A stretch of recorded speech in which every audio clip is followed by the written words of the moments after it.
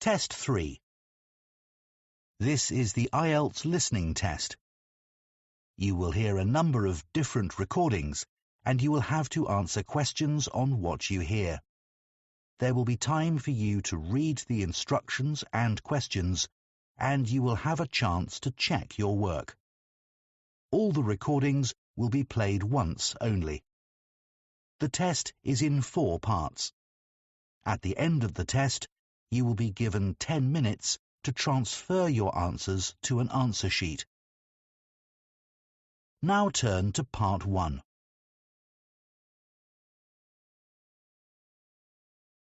Part 1. You will hear a woman phoning the owner of a house she is going to rent about companies that she could rent furniture from. First, you have some time to look at questions 1 to 5.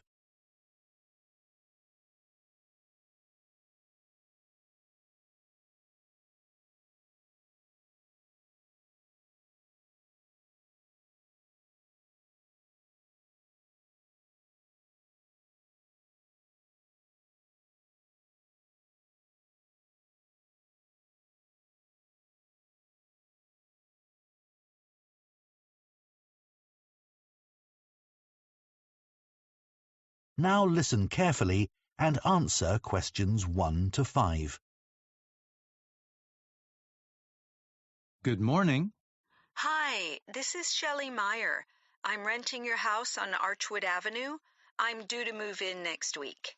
Oh, yes. Hello, Ms. Meyer. What can I do for you? When I viewed the house, I told you I'll most probably need to rent some furniture, at least until I know whether my temporary work contract is going to be made permanent. Yes, of course, I remember. And I said I could give you some information about furniture rental companies in the city. That's right. Well, the biggest company is called Peak Rentals. I've recommended them to other people and have always heard positive reports about them. Could you give me an idea of their costs? Sure. I actually have one of their brochures here. It says the monthly price per room starts at $105 and goes up to $239. That depends on which rooms you need furniture for, of course. Sure. It's just to get a general idea of how much it's going to cost. And you said you had some positive feedback about this company? Yes. People have mentioned that the furniture from Peak Rentals is more modern than any of the other companies. And also, once you place an order, the furniture will be delivered to you in just 1 or 2 days. That would be really helpful. Oh, and the brochure says that there's a special offer at the moment. If you rent living room furniture, I believe that's a set of chairs and a TV table, you'll also get a lamp at no extra cost. Okay, but that price range you gave is more than I was hoping to pay. Then you could try Aaron and Oliver. Sorry, what and Oliver? Aaron, Aaron. Okay. Are they cheaper? I'd say they're a mid-price company. But if you chose them, you need to be aware that they charge an extra 12% every month in case of damage. Oh, I see. I'd have to do the math carefully then. Right. But one helpful thing is that they also do cleaning for customers. For the furniture? For the house. Oh, I see. I probably won't need that. Before you hear the rest of the conversation, you have some time to look at questions 6 to 10.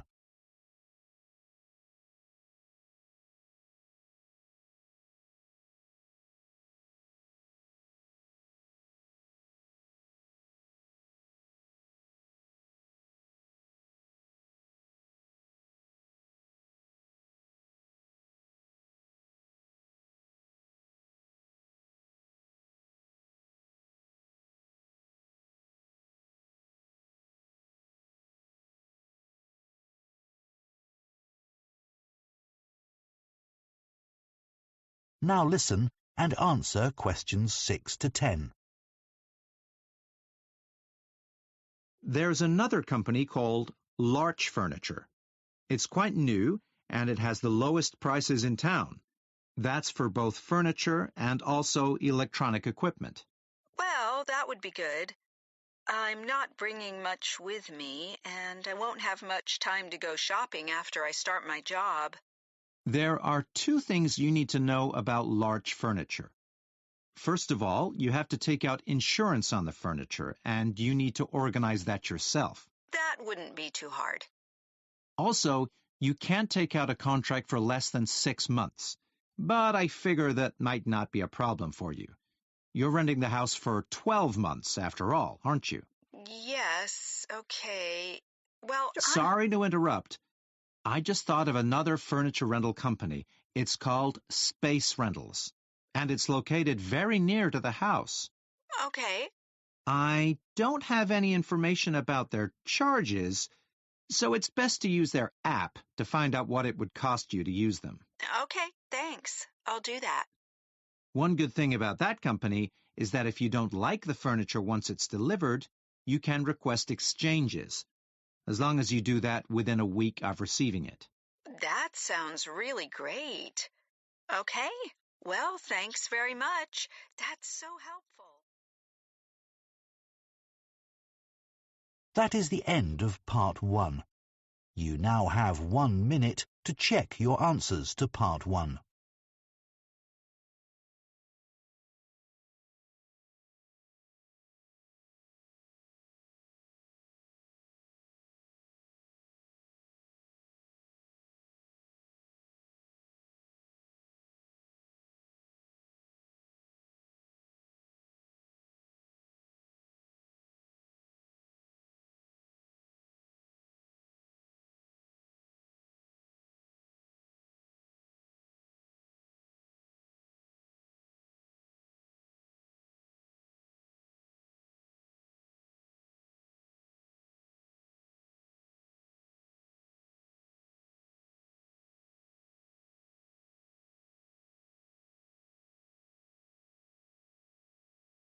Part 2.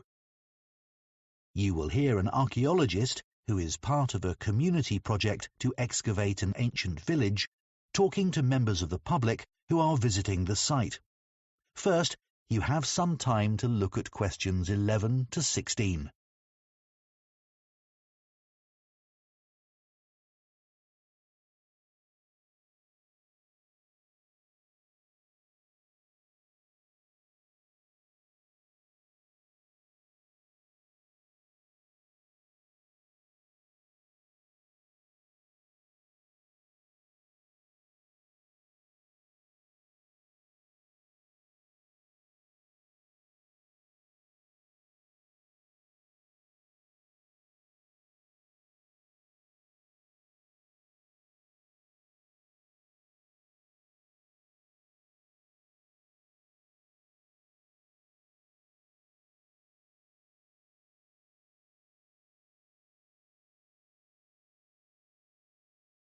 Now listen carefully and answer questions 11 to 16.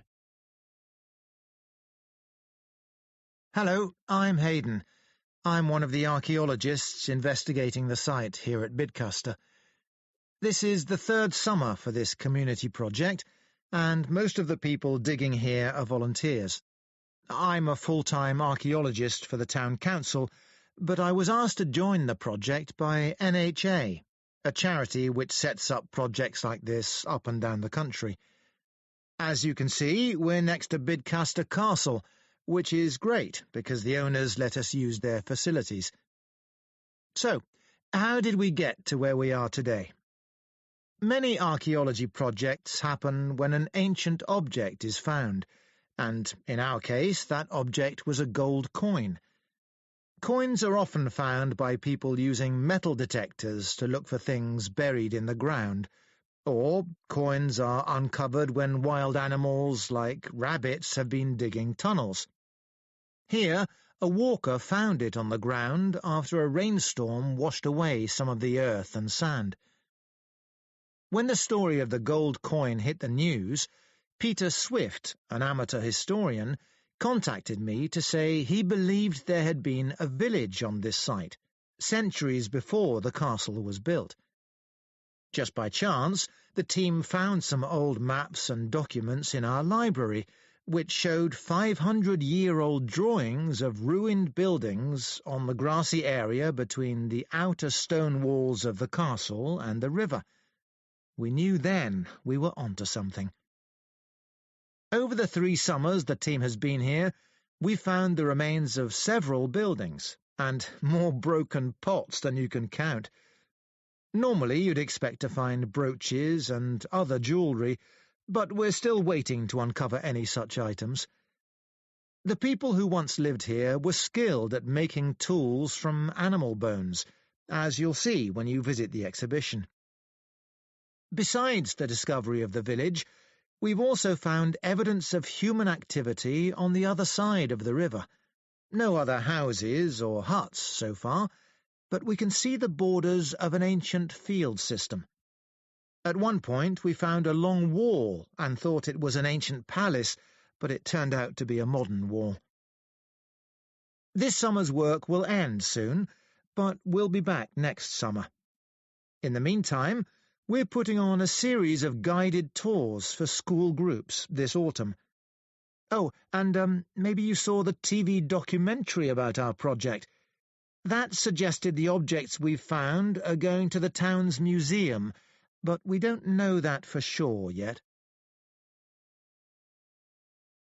Before you hear the rest of the talk, you have some time to look at questions 17 to 20.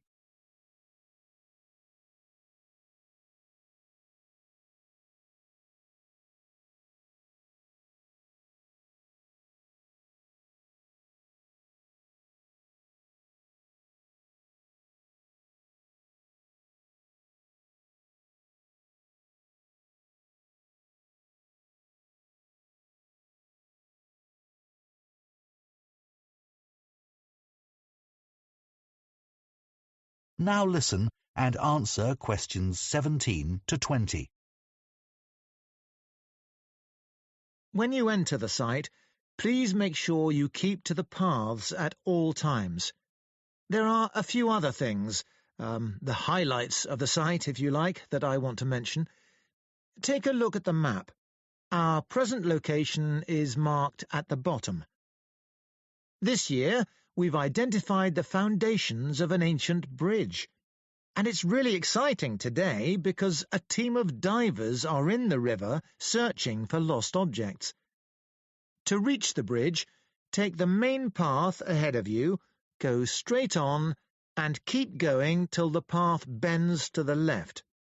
You'll see a smaller track leading off to the right. Follow that to take you to the river, where the divers are. You might be interested to see the rubbish pit. This is very near the castle walls in the northwest corner of the site. It actually dates to the time of the castle and not the ancient village. We found oyster shells and fish bones, and we assumed they were thrown from the castle kitchen above. One area we excavated in the first summer uncovered the site of a meeting hall. We knew it was an important building because it had 2 rows of post holes, deep enough to support a large roof. It's the largest structure in the central area of the site, next to the current excavation area. Last year we discovered a fish pond in the ancient village. Normally these were beside a river. The pond here is further away, but it's possible the river has moved slightly. Anyway, to get there from here, you turn right at the first information board you come to and follow the path into the trees. Before you come out of the trees, you'll see it on your right. If you reach the river, you've gone too far. So, does anyone have... That is the end of part 2. You now have 30 seconds to check your answers to part 2.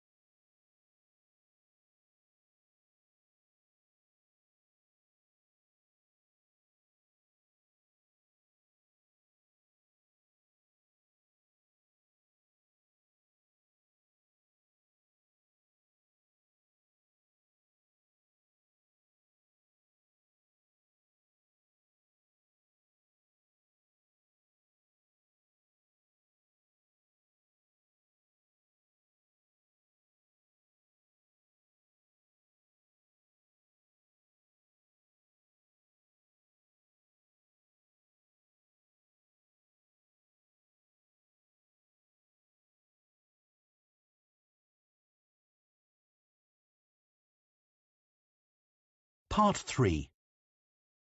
You will hear two theatre studies students, Maya and Finn, discussing their project on theatre programmes. First, you have some time to look at questions 21 to 26.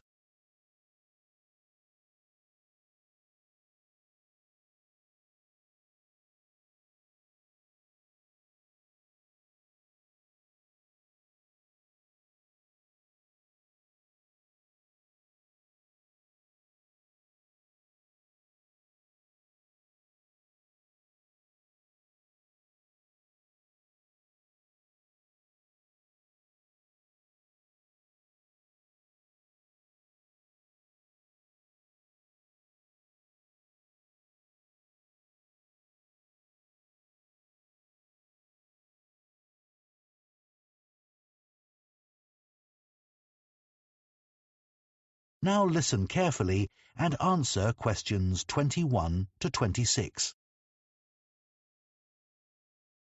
So, Finn, I've done as much as I can for our project on theatre programmes.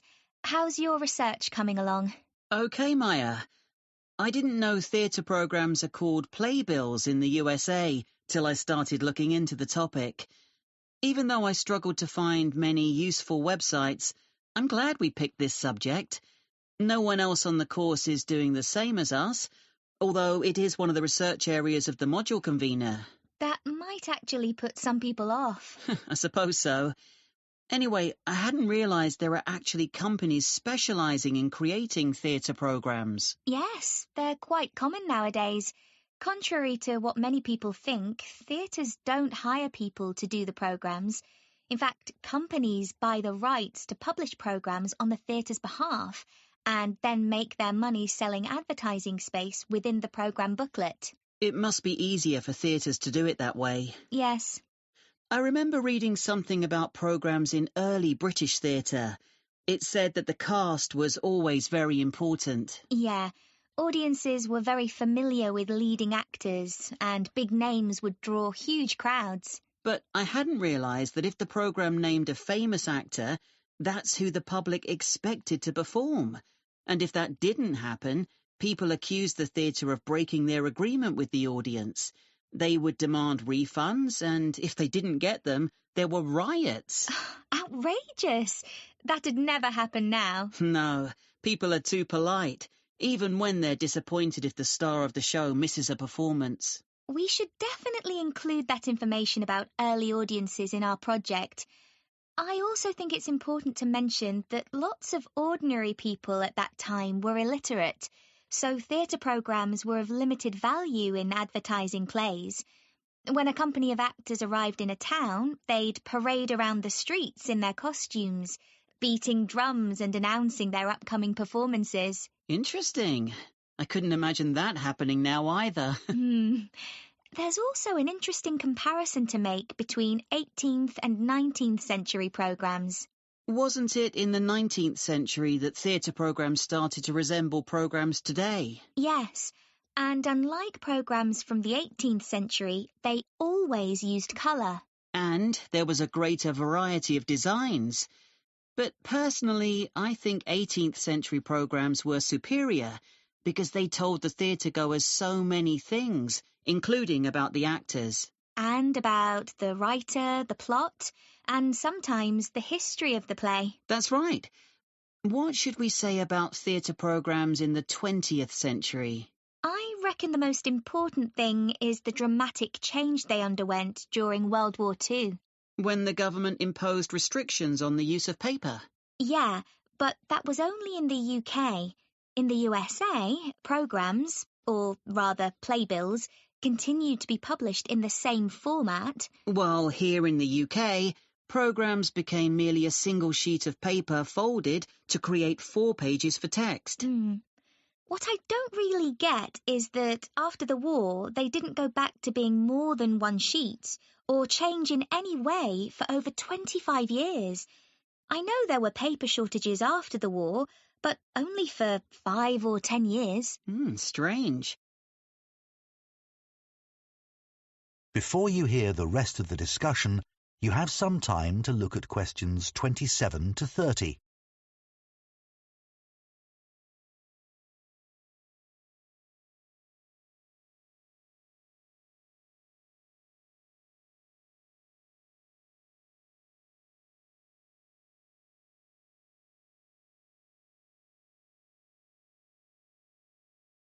Now listen and answer questions 27 to 30.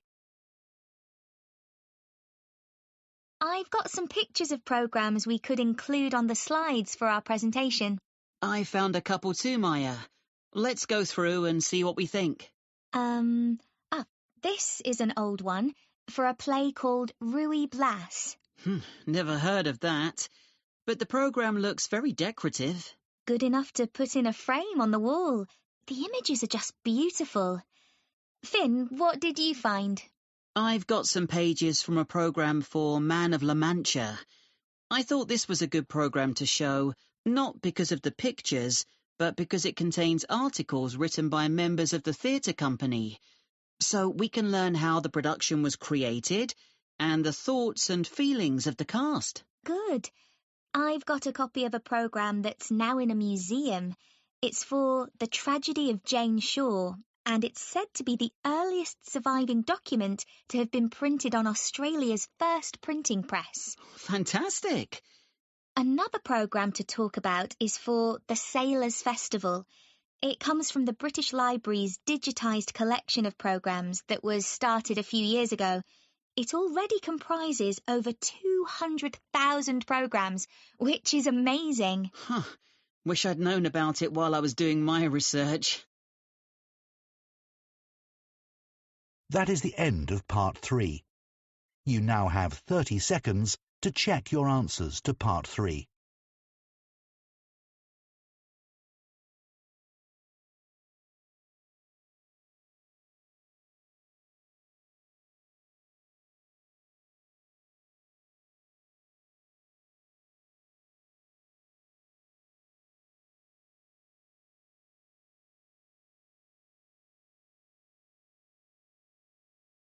Part 4. You will hear a design and technology lecturer talking about inclusive design. First, you have some time to look at questions 31 to 40.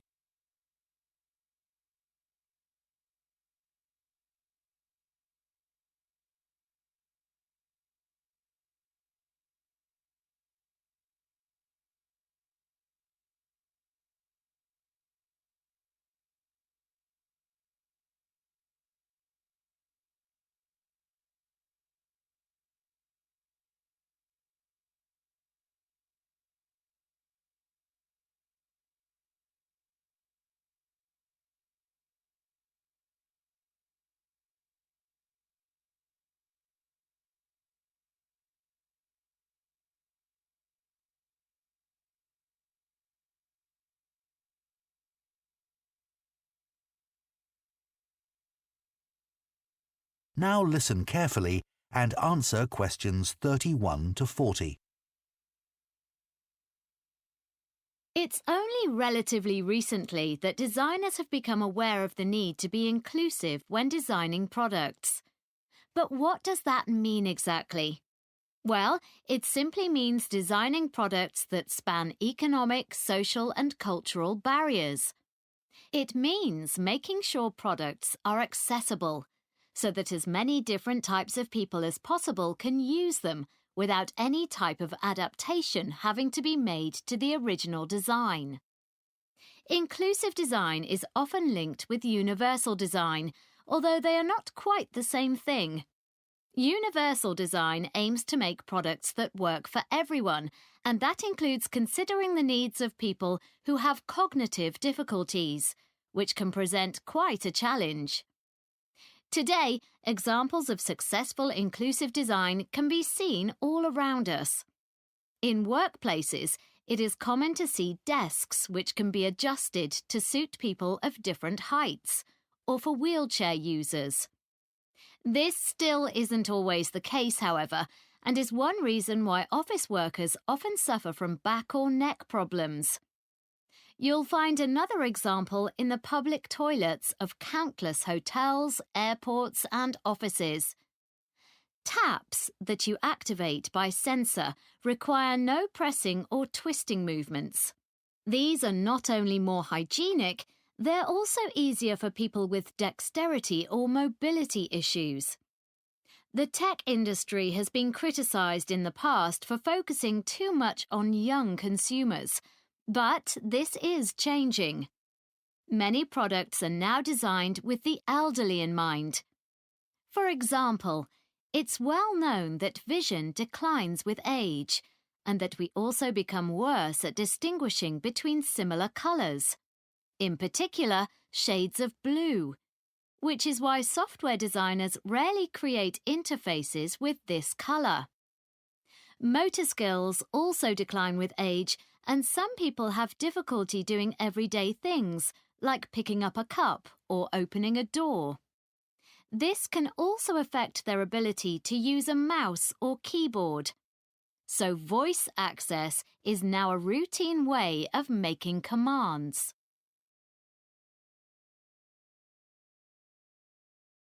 It's worth looking at the problems non-inclusive designs cause when not enough consideration is given to a range of users, as it can have a serious impact on people's lives.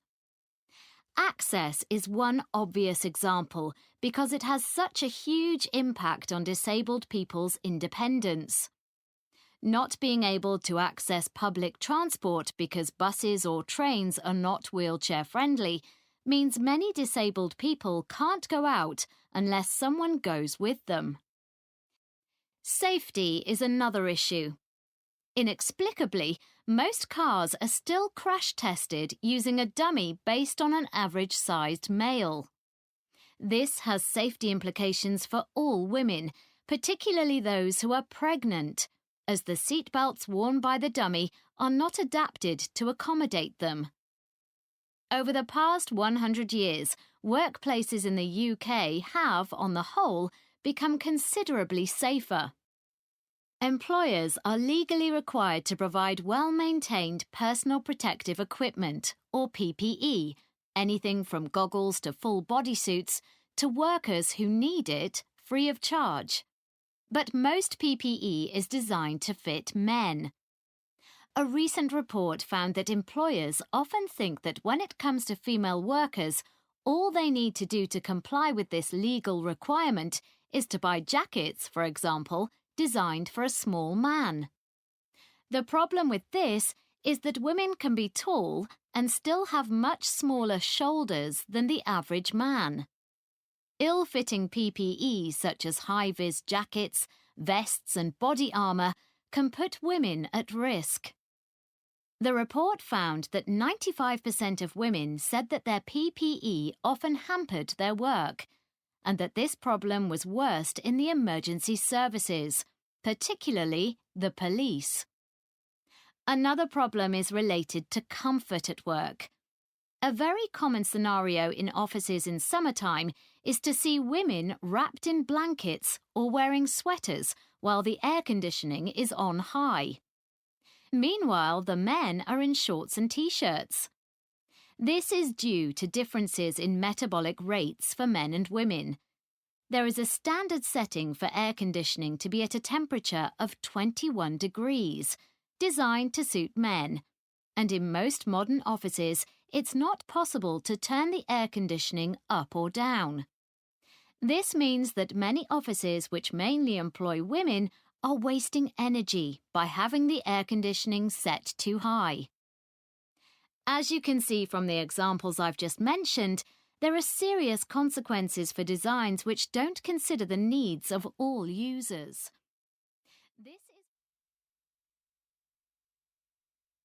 That is the end of Part 4. You now have 1 minute to check your answers to Part 4.